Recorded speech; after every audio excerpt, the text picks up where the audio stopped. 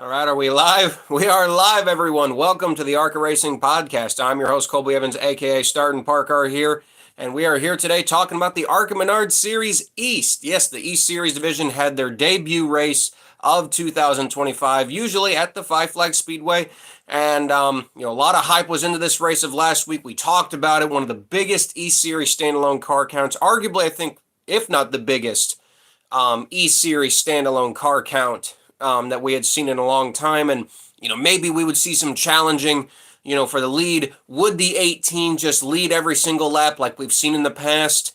And we kind of got a mix of that. Yes, we know who won the race, but he didn't just go out there and lead every single lap. So lots to dissect, lots to talk about.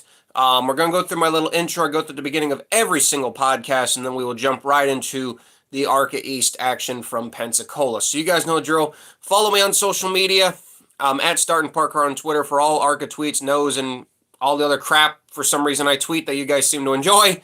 We're almost to 6,500 followers on there, so if you guys could go give me a follow on there, that would be much appreciated. And like and subscribe to the channel. Turn on that bell for notifications so you guys never miss a podcast when I go live. We are less than 100 subscribers away from 2,500 subscribers, so let's get that number up there. I'd like to get to 2,500 by my birthday in July.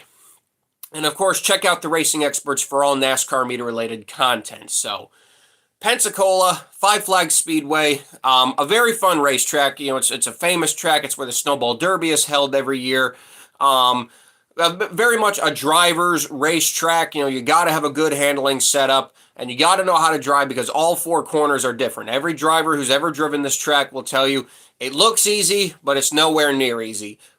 Turns 1, 2, and 3, and 4 are all different. Where you enter turn 1, you enter different on the backstretch. It is a challenging racetrack. It is very much a driver's short track. So, and they've come here quite a bit, actually. I think they've come here since 2020. No, since 2019. No, hang on. Since 2020. Yeah, that's right. I don't know. I think I got my notes mixed up already. Either way, they've been coming here for a long time. You guys know what I'm trying to say. They've been coming to Pensacola for a long time, but the biggest difference is car counts. We went over it on last week's show, and we'll talk about it again for the people who may have missed it. The car counts for this race have been absolutely dismal over the last couple years. In 2020, we had 19. In 2021, we had 13. 2022, we had 15. 2023, we had 15. And 2026, last year, we only had 16. So to get 20, what originally was 23 cars on the entry list would later be down to 21. We'll talk about that in a second as to why. But to get that many cars for an East Series standalone race was a big get and a big positive sign for the ARCA Menard Series East Division. And like I said, lots of new drivers and new teams in the field this weekend. We had Cole Raz and the AM Racing team in a rare East Series appearance. Isaac Kitzmiller, Jason Kitzmiller's son, they are driving the full East tenure. Timmy Hill is no longer full-time truck. He's going for the ARCA East title. You also had Cody Dennison returning, EJ Tomeo, the new team of Corey Aiken, good old Brad Smith, Rita Goulet, Austin Vaughn, Becca Monopoly, lots of different new faces, including Takuma Koga as well. So you just had a lot of kind of a revamp, almost like a reset year for the East Series, which hopefully leads to future positivity. You guys might see my head darting. It's because I'm looking at my notes screen. It's making sure I can get my talking points down for y'all. But yeah, we originally did have 23 cars on the entry list. Unfortunately, we did lose 2. The 96 of Jackson McLaren withdrew, but was still at the racetrack. It was actually still spotted at the racetrack, which is weird. I'm not really sure why. The car appeared to be just fine. I almost wonder if they had it for just a backup car, just in case the number 95 of Hunter Wright crashed in practice. And then the other car we lost was the number 40 of Andrew Patterson from sources at the racetrack. Literally in the final couple minutes Literally in the final couple minutes of practice, the number 40 car hit the wall very hard on the right side, damaging the car beyond the repair of probably what they could fix, and unfortunately had to withdraw. So that did suck to lose two full race cars. The 96 and the 40 would have ran the whole distance. They wouldn't have won. More than likely, they would not have won. Probably would have finished probably in the 5th to 10th area, probably where those cars are the most competitive in that area. But still, losing those two full race bodies, man, like that hurts. You know, obviously, I think one of the biggest lacking things of the E Series, in my opinion, and many others' opinion, is just the fact that there's not enough bodies on track. You know, you lose so many cars early who, you know, come in and just start and park. And then the cars that are left running the whole race, you know, like for instance, when we had those 15 car fields, you'd only have probably 8 or 9, maybe even 10 at best, running the whole race, and 10 cars going around a half-mile track. It's just not very fun to watch. You know, it's not very fun to watch at all. So to know that the only planned start and park in the field was the 48 of Brad Smith, and that we were going to have, you know, over 20 cars running the whole distance, that was a huge plus and a good sign for the East Series, because having more bodies on track does create better racing. Even if they can get in the way a couple times, which we'll talk about in a second. Yes, more than once in this race, lap traffic did get in the way. And you could also say that lap traffic pretty much ended this race too for a certain driver. So we'll get into practice here. Again, the 96 did withdraw before anything started, so we had 22 cars make a practice run. Unshockingly, Max Reeves, the 18 car, very fast in practice. I think we kind of expected that. You know, the 18, it's just, they're so hard to beat. Cole Raz in second. Again, the AM Racing operation. Again, another good team. Isaac Kitzmiller, a lot of promise shown early in practice. Third quickest. Carson Brown with the Hedinger team. You know, they're here to, they're no slouch of a team. They're here to race. Fourth. And then Connor Mosek, surprised he was all the way down in fifth. And then I feel, like I said, I feel so bad for Andrew Patterson. You know, it's his own operation. And he was sixth quickest in practice, only to crash out in the final minutes and unfortunately withdraw from the field. So, like I said, that probably tells you where the 40 would have finished. Probably would have gotten at least probably a top 7, top 6, maybe not a top 5, but probably a top 7 finish. So that was a shame. Then you had, you know, Tyler Reif. He was down in 8th, which was kind of surprising. And then you had D.L. Wilson, Timmy Hill. Takuma Koga actually showed a lot more speed than I thought he would, especially for the lack of practice laps he got. He only got 14. He was 11th. Zachary Tinkle, we mentioned him on last week's show. He unfortunately crashed his primary. You know, you guys are used to seeing Zachary Tinkle in the purple, yellow, and black car. Well, fortunately, that car was crashed in a testing accident, not of Zachary's fault. Throttle hung or stuck, something with the throttle. So he had to race another car last minute that really wasn't to his liking, only 15th. And like I said, the slowest was Brad. Brad obviously running his newer car. Wasn't too fast. He never really pushes it in practice. He just makes the practice lap because he has to. ARCA obviously requires at least one practice lap, so Brad went out there and ran his required practice lap. In qualifying, pulling up qualifying here. Obviously, shocker, the 18 on the pole again. Again, by a considerate margin, Max Reeves on the pole. Connor Mosek improved from practice up to second. Cole Raz third. Again, Isaac Kitzmiller again keeping that great speed in fourth. Tyler Reif in fifth. And then kind of everyone else in the field is about what you expected him to be, kind of what we were talking about. But again, only 21 cars obviously took a qualifying run because Andrew Patterson had to withdraw. So we get to the race here. So I'm just, again, pulling up my notes real quick. I want to make sure I get my notes right. So we start the race off.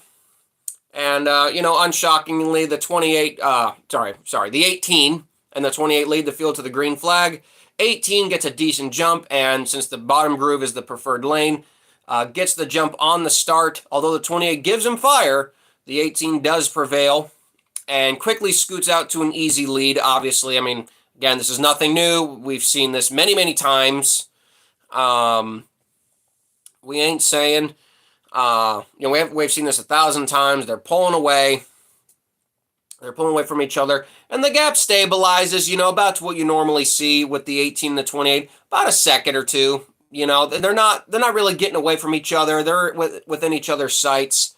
Kohlraz again, he's third. Carson Brown and Rife and the 79. We're all putting on a great battle. We're all putting on a great battle for the third position.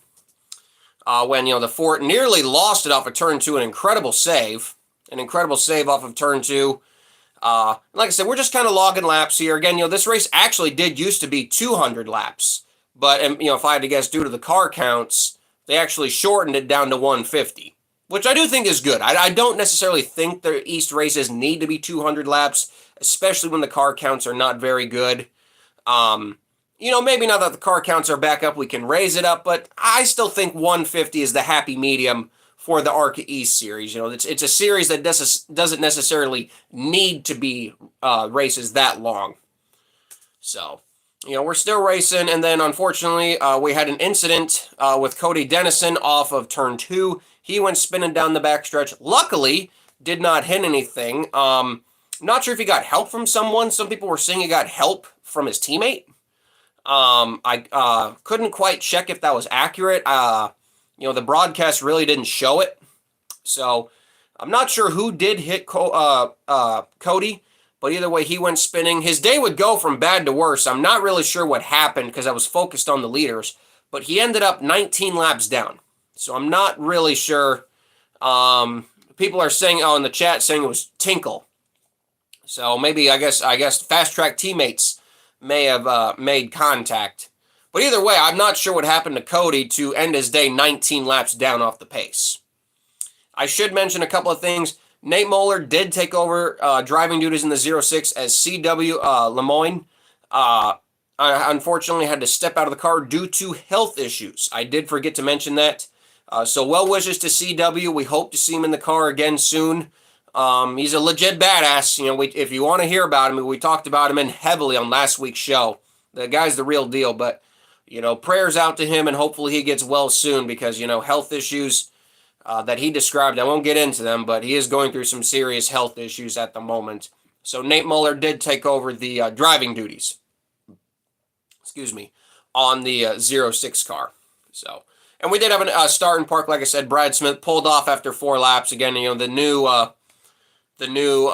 Hillenberg car that he had purchased the previous year, just getting some extra laps on it, getting some extra laps on his motor that he got back from the shop. But I expect him to start and park most of these East races. He's just here for the bonus money and to help car counts get up. Rita Goulet, she wasn't a start and park, but I believe she was parked on 26 laps in. The one thing we have seen from Rita consistently is, she's trying. I'll give her that. She has definitely tried to make improvements, but I just don't know if it's still not working out. But she was parked. And then the 000 of Corey Aiken. They struggled for speed in practice and struggled for speed in qualifying. They were. I think they had a legit mechanical problem. I don't think they were parked. They were seen on pit road multiple times during the broadcast. So it didn't appear to be a start and park. It appeared that they were trying to get some issues fixed on the car. But I'm not 100% sure exactly what happened with that 00 car. So after lap 32, that kind of left us with the primary 18 cars left on the track. And 18 cars is still a decent amount, especially when you consider that this is more cars we have on track, than what have started the last couple years. So we're still at a net positive. And we got Cody Dennison in the chat. All right. Cody's in the chat. All right, buddy. Hey, if you could tell me, I don't know exactly what happened. What caused you to go 19 laps down? Did you have a mechanical problem? Was it stemming from the spin? I hate that it happened to you, bud, because the 9 car looked good. The new sponsor looked good, but what happened? But anyway, we got back going green. And as we did see, the 28 can challenge the 18 hard on restarts. The 18, like I said, though, he gets such a good jump. He gets such a good jump off of restarts. It's so hard to beat that fire-off speed that the 18 has.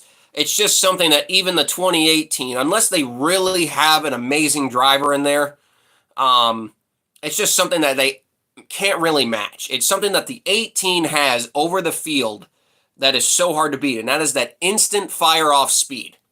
And that's something even Venturini really don't have either.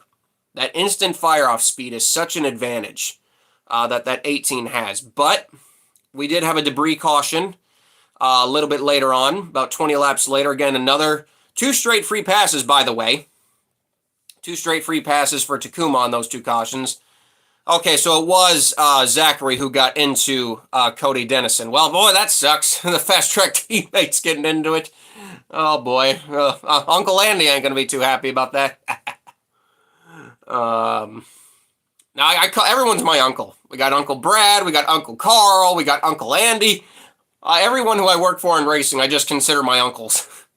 I don't know why, it's just kind of a funny family thing I do.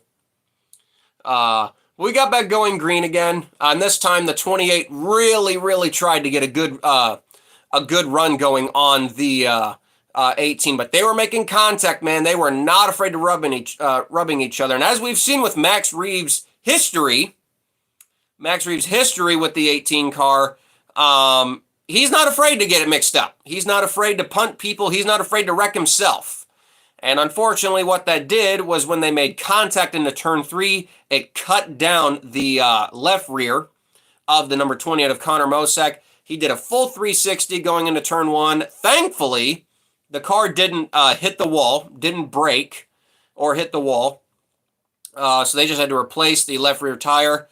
They got him back going again, but that unfortunately did take out one of our good contenders. Luckily, we had the race break in 9 laps, and, obviously having the car that he had, it was not going to be too hard for the 28 to get back to the free pass position. So, and by this point in the race, although the 18, the 76, and the 28 had kind of shown themselves as the dominators, we had a hell of a battle, and I mean a hell of a battle, cooking from about 5th to about 10th. And that's where I said last week, that was probably going to be where the most fun racing was going to be. The 4, 56, 93, 95, 11, 12, the 9, and the 39 and the 10. That whole gaggle of cars were so evenly matched in terms of practice speeds. That was where the real racing I thought was going to be. And it showed. Those guys were beating the crap out of each other. That was where the fun racing was. I mean, yeah, we had some moments up front, but that mid-pack of cars, that was where the fun, I knew that was where the fun was going to be, and sure enough, it did not disappoint. It definitely did not disappoint.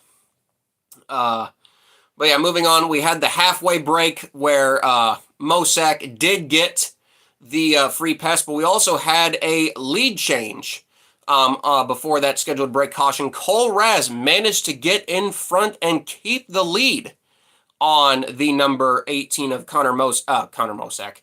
Again, back when Connor Mosack, drove the 18, so it's kind of weird seeing him in a Chevy again. But, yeah, the 18 did not go on the restart. I don't know if he missed a shift. That is usually what happens sometimes on these short tracks. When you're going from, sometimes they restart in second to third. Sometimes they second to go to third, or sometimes they just start in third and go to fourth. Could he have went down to first by mistake? Potentially. I don't know. But to me, it looked like a missed shift on the 18, but it did cause the 76 to get out in front. And the one thing we did see, and I think this also attributes to Cole Raz, NASCAR guy in the chat. Yes, I've crewed in ARCA for 8 years now. This will be my 8th year crewing in the series. But the one thing we did see is that the 76 took the lead and could keep the lead as well. And I do think that comes down to Max's inexperience. I do think that does come down to Max's inexperience in the, and not only this car, but I think it just comes down to his inexperience in general. I mean, the guy is 15 years old. I'm 23, and I feel old. because there's a 15-year-old driving the JGR ARCA car. Do you feel old? I do. And I'm 23. And this guy's 15 and driving for JGR. But hey, we got that cookout money. But yeah. So it did see that the 18 could be beat. It was just going to be a matter of could they hold off the 18 on that long run speed, because that's where the 18 really has their advantage. They have the fire off speed, the short run speed, and the long run speed. So, and that's one thing I feel like where the 18, again, that's where they're ahead of everyone. Sometimes Venturini can't get there. Sometimes the Pinnacle cars don't have that, where they have all three: fire off speed, short run speed, and long run speed. Fire off speed, short run speed, long run speed. Yeah. So we did have another retiree, lap 101, EJ Tamayo, in one of the fast track cars. I'm not sure if he lost an engine. Again, the reasons for listed as out are just simply listed as mechanical. So I would assume it was a mechanical issue on the 01 because that was not a start in park, obviously. But that was our final retiree for the race. And 17 cars did finish the race. But going back to the front, going back to the front of the field, the 76 was able to keep the lead on the number 18. And like I said, we saw the 18 can be beat. But where the 18 excels that the 76 may not have excelled was simply that they had the long run speed, because they were able to run down the 18. And with 27 laps to go, as we've seen in many short track races, it's not usually clean. The passes aren't usually clean. But the 18 did get underneath the 76, kind of roughed them up a bit. Clean, hard racing. It's not like you flat out dumped them. I'm not going to say that. But it was clean, hard racing between first and second. And the 76, you could just tell they didn't have anything for the 18. The 76, by the time the 18 had caught him, he made short work of him. There was nothing Cole Raz could do. I'm sure he was trying everything he could, but there was just nothing he could do to get back to Max Reeves. At that point, it's like the car just continued to get better and better and better as the run progressed, whereas the 76, kind of started to fade a little bit. Connor Mosek, he had to, again, with the rules of the free pass, he had to restart at the back of the field. Granted, there were only 18 cars, but he still had to restart at the back of the field regardless. And, being that far away from the leaders, they're able to get such a jump on him that it was hard for him to recover. The race ended with only 6 cars on the lead lap, which is normal. Again, that's normal for an ARCA East race. And Connor was only able to climb back to 4th, but was still pretty far back from the field. And he only passed the 79 very, very late in the race. But Max Reeves, his very first start in the 18, and he goes on to win his very first East event. Now, granted, he's not full-time in the East Series, which still confuses me. I believe he's actually only running 3 East races in terms of the schedule. Cole Raz second. Tyler Reif was able to recover to third. Not really a factor through this race, I would say. The 23 was up there, but never really showed race-winning speed, in my opinion. The 28, like I said, recovered to 4th. The 79 of Isaac Kitchmiller was 5th. Carson Brown, again, solid run all day. He was up there 6th. Timmy Hill, in his first outing for the East Series, not bad at all. 7th place. London McKenzie did a great job. Again, they purchased an old Kimmel car. Great job by him, 8th place. Hunter Wright, 9th. Zachary Tinkle, top 10. 11th was Takuma Koga. 12th was D.L. Wilson. 13th was Mike Basham, who filled in for an ill Ed Pampa. 14th, was Becca Monopoly, the City Garage team. 15th was Austin Vaughn. 06 of Nate Muller was 16th. Cody Dennison, 17th, the final car running. 18th was EJ Tamayo. 19th, Corey Aiken. 20th, Rita Goulet. And 21st, Brad Smith. So those were your finishing results. Overall, the race was competitive. That was my biggest takeaway. We have seen that the 18 can be beat. I do think the inexperience of Max will plague him in a lot of these races this season because he's been, I mean, it's hard to believe, he's 15, but he's been driving cars for a couple years. But I do think his inexperience, it really will show, just how good that 18 car really is. If, kind of an inexperienced driver who, has not been driving for many years, he's only 15 years old, how good really is that 18 car towards these other guys who have been racing for a lot longer and are also in pretty decent equipment. Because, Max Reeves, he's also doing a lot of main series races on tracks that he is allowed to run. So I know he'll be like at Elko. He might be at Iowa. I don't know if Iowa's on a schedule. I think he's doing Bristol. But I know he's doing a lot of short track races. He's probably doing Berlin. So he's doing a lot of other short track races. And it'll be wondering, like I said, how will he go up against... Sorry, I'm trying to get my questions right. How will he go up against the main series field of drivers? Butterbean, Robusto, Allen, the Venturini cars in general. Like I said, and then you add in Butterbean in the 28 car. Kohlraas again on these other tracks. The 23 Sigma team is running quite a few races. How will they do? So there is a lot of factors. The 18 team might not have a hard time winning these standalones, but how will Max do on these bigger fields? Excuse me. How will Max do on these bigger fields at these different tracks when it's the main series and you have more cars there? So that'll be one of the bigger takeaway questions I have going forward. Should also mention that former NASCAR Cup Series champion Bobby Labonte is the driver coach. He was seen at the Five Flag Speedway coaching Max Reeves. And hey, not much of a better driving coach than Bobby Labonte, who's, competed at Five Flag Speedway many times. Like I said, Cup Series champion, multiple time winner in all three divisions. So one of the celebrated NASCAR legends. So not a bad choice for a driver coach, that's for sure. In terms of your point standings following this race, Max Reeves, obviously your points leader. He leads Kohlraas by 6. Tyler Reif is third, -8. Connor Mosag, by virtue of leading a lap, is tied for third, also -8 and fourth.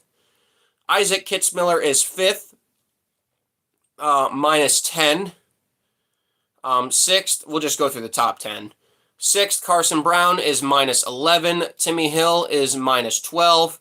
London McKenzie is -13. Hunter Wright -14. And Zachary Tinkle -15. Now, granted, your full-time drivers in the East Series, Max Reeves is not full-time. We still don't know what the 76's true plans for the year are in the main series or the East Division, so I'm going to leave him out for now.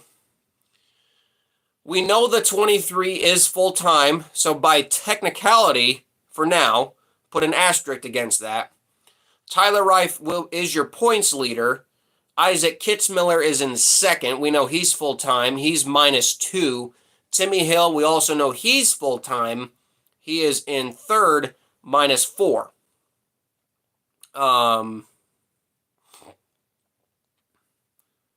Reeves will run 8 races and still win the championship. I know. But he's not running, I think, like I said, he's only running 3 of the 8 East races. So, yeah, even then, that won't be enough points to win the title. Zachary Tinkle, he's returning for the full East tenure, so I think you could say he's -7. Takuma Koga is -8. D.L. Wilson is -9. And I believe that's it for the remaining. Well, and then Rita Goulet is -17, and then Brad Smith is -18. So I believe that that is your full-time driver lineup. Again, still put an asterisk near that 76 car. We are still not 100% sure what the official year plans are for Kohlraas. I'd love to know. I mean, he was at Daytona, obviously, was at Phoenix, and he was here. So is he running the full-time main division? Is he going after the East title and then running select main division races? I'd love to find out. Now, if he runs full-time in both, even better. Even better if he runs full-time both. But I still have yet to see any 100% clarification. But if he is, great. That is a huge positive for the series and for this title battle. So, but yeah, I thought the race, for like I said, an E Series standalone race, definitely the best, I would say, E Series standalone in a long time. I think this race was better than any of the standalone races we had last year. Because, Pensacola was won by Gio last year. Then Nashville was dominated by Sawalich. Then Flat Rock was dominated by Zilich. Where was the other? I don't even remember where they had the other. Where'd they have it last year? The fourth one? Hang on, I just got to look through. I'm going to look through the 2024 real quick. Where was that other standalone? Oh, yeah. They only had 3 last year. That's right. I got that mixed up. They only had 3 standalones last year. Pensacola, Nashville, and Flat Rock. And yeah, that was won by Gio, William, and Connor. Were the 3 winners of those races. But yeah, this race by far was better than any of those 3 from last year. So that in and itself is a positive. That in and itself is a huge, huge positive. It's going to be, Dover's going to be fun. That's always an interesting race. I think the ARCA Dover race is Max running that Dover race? I want to check that. I want to see if Max is running Dover, because, man, I tell you, that'd be a pretty extreme race for an 18-year-old to run. Yeah, Reeves is running 7. I don't know if he is running Dover. I think that might be a Brent race. Or are they not going to Dover? But, yeah, either way, it's going to be interesting to see how the 18 does this year. This obviously was a better, obviously one of the better East Series standalone races. Still a lot to work to do. People are saying that the 93 was not the missing Kimmel car. Seems, that's weird. It was a red chassis. It was red underbody. I'd be shocked if that wasn't the Kimmel car. It looked exactly like it. But yeah, we got improvements coming. I think the East Series is in a lot better hands this year. Like I said, the championship battle, Kohlraas is a maybe. Tyler Reif, we know. Isaac Kitzmiller and Timmy Hill. If Timmy Hill is this good out of the gate with his own operation, I'm hoping that they can get better and be able to hang up there with the 79 and the 23. And man, if we can get a Timmy Hill, if we can get a Timmy Hill East title, we will have a party on this channel of unbiblical proportions. I know it's unlikely. I'm hoping so. It's going to be hard for him to beat that 23's budget and the 79's budget. But, man, if Timmy Hill can win this championship, we will throw the biggest party. Absolutely will throw the biggest party you've ever seen on this podcast. So, the next ARCA Menard Series event in general is we're not running a race this weekend. It is the West Series. The West Series will be our next ARCA Menard Series event on April 5th from Tucson. Sorry, I'm just trying to find... There we go. April 5th, Tucson Speedway, 9 p.m. Eastern. The next ARCA Menard Series East event is April 19th. And then the next main series event is Talladega on April 26th. And we know Cody Dennison has... no weekends off, as he is making his Truck Series debut for Rayone Brothers Racing in the number 2 truck this weekend. So best of luck to him. And he's qualified in the show, so he doesn't even have to worry about qualifying in. So we wish the best of luck for Cody Dennison, and hopefully that goes well for him. And like I said, for the ARCA Menard Series, in general, big things expected, although it's kind of weird. Normally we talk about, the West Series doing well with car counts and the East Series struggling. And it almost makes me wonder if the tide has kind of turned a little bit. The West Series is the series that's now struggling for car counts. However, their racing is still pretty good, for sure. But now the East Series is actually, something I never thought I would honestly say, that the East Series looks to be now having more consistent car counts than the West Division. I will be curious to see what the car count is for Tucson, and whether we will have more than 12 cars than what we had at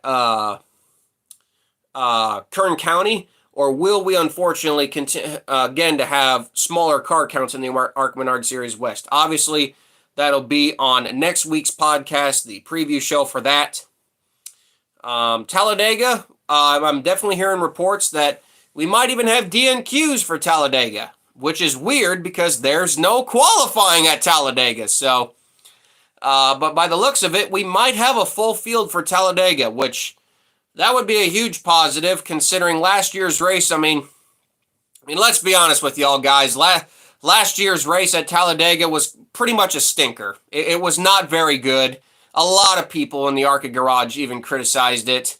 Not the best performance out of the series at the track. So, hey, if we can get a better race at Talladega this year, that's fine by me, because last year's was no good.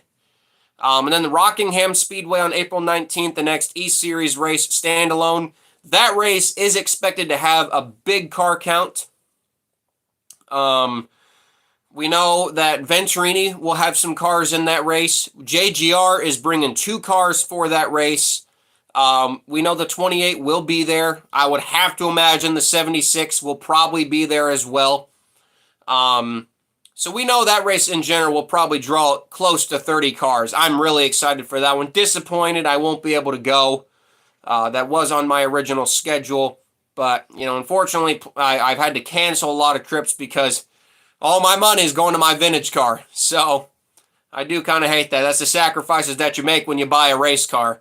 Unfortunately, a lot of the things that you used to be able to do, you can't do anymore. Should have known that, but that's kind of my own fault. But oh boy. Well, anyway, guys, I think that's kind of wraps up tonight's show. Just know there's a 15-year-old out there who's won an ARCA race. We have a driver born in the 2010s running and winning an ARCA. And if that doesn't make you feel old, I don't know what does. And I'm 23. Yeah.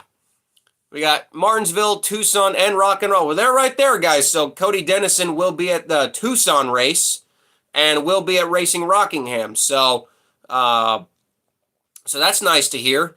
And so if you're a Cody Dennison fan, obviously watching this podcast, well, there you go. You'll be able to see the Timcast car out west and east. So anyway, guys, thank you all for watching tonight's podcast. Take care.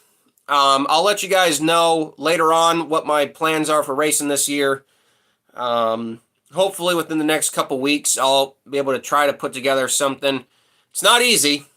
Definitely not easy. But hopefully we'll make a start this year. That's the goal. Even if it's just one start at Iowa.